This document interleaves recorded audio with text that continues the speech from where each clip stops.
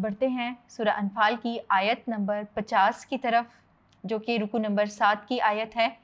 अल्लाह ताला इस आयत में इरशाद फरमाते हैं, वलौ तरा इज़ यतवफ़्फ़ल्लज़ीना कफ़रुल मलाइकतु यदरिबूना वुजूहहुम व अदबारहुम वज़ूक़ू अज़ाबल हरीक़।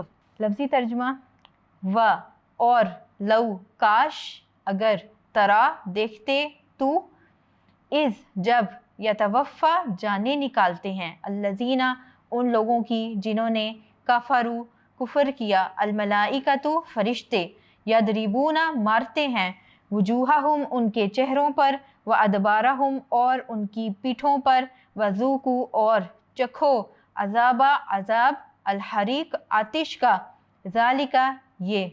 बामुहावरा तर्जुमे की तरफ बढ़ते हैं। और काश तुम उस वक्त की कैफियत देखो जब फरिश्ते काफिरों की जानें निकालते हैं, उनके चेहरों और पीठों पर कोड़े और हथौड़े वगैरह मारते हैं और कहते हैं कि अब अज़ाब आतिश का मज़ा चखो।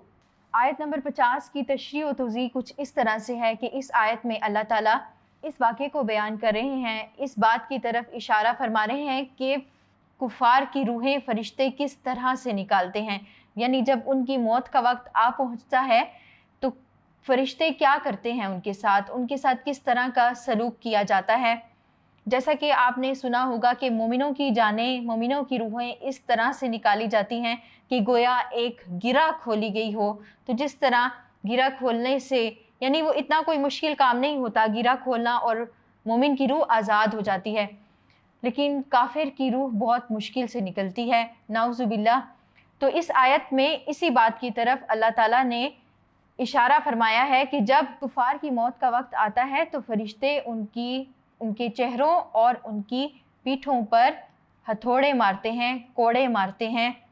अब इसमें मुफस्सिरीन फरमाते हैं, मुख्तलिफ अक़वाल है, कुछ कहते हैं कि ये ग़ज़वा बदर की तरफ इशारा है कि ग़ज़वा बदर के मौका पर जब मुसलमान काफिरों के चेहरों पर तीर चलाते थे, काफिरों के चेहरों पर मारते थे, तो कुफ़ार अपनी पीठ बदलकर भागने की कोशिश करते थे, तो पीछे से फरिश्ते उनकी पीठों पर मारते थे। दूसरा कौल इसमें ये है कि ये क़यामत से मुतालिक है, यानी क़यामत के वाले दिन जब जहन्नुम की आग की तरफ या जहन्नुम की तरफ काफिरों को हाँका जाएगा, काफिरों को जहन्नुम की आग की तरफ ले जाया जाएगा, तो उस वक्त में फरिश्ते काफिरों को इस तरह से मारेंगे। फिर एक कौल ये है कि ये बरज़ख से मुतालिक है, यानी जो आलमी बरज़ख होता है, जब एक इंसान मर जाता है तो उसके बाद जो वाक़यात पेश आते हैं उनको आलमी बरज़ख कहते हैं। उनका ताल्लुक़ गैब से होता है और हमारा गैब पर ईमान है कि मरने के बाद आलम बरज़ख का वाक़या भी पेश आएगा, उसके हालात भी पेश आएंगे। तो ये उसी के मुतालिक है एक कौल के मुताबिक। एक कौल ये है कि इसका हुक्म तमाम काफिरों के लिए आम है, यानी हर काफिर की रूह इसी तरह से निकाली जाती है कि उसको मौत के वक्त मार पड़ती है फरिश्तों से ज़बरदस्त किस्म की। अब इसको अगर ग़ज़वा बदर से रिलेट करें तो वो कुछ इस तरह से होगा कि ग़ज़वा बदर के मौका पर काफिरों की ये सज़ा हुई और आखिरत में फिर उनका अंजाम ये होगा कि वो जहन्नुम की तरफ हाँके जाएंगे।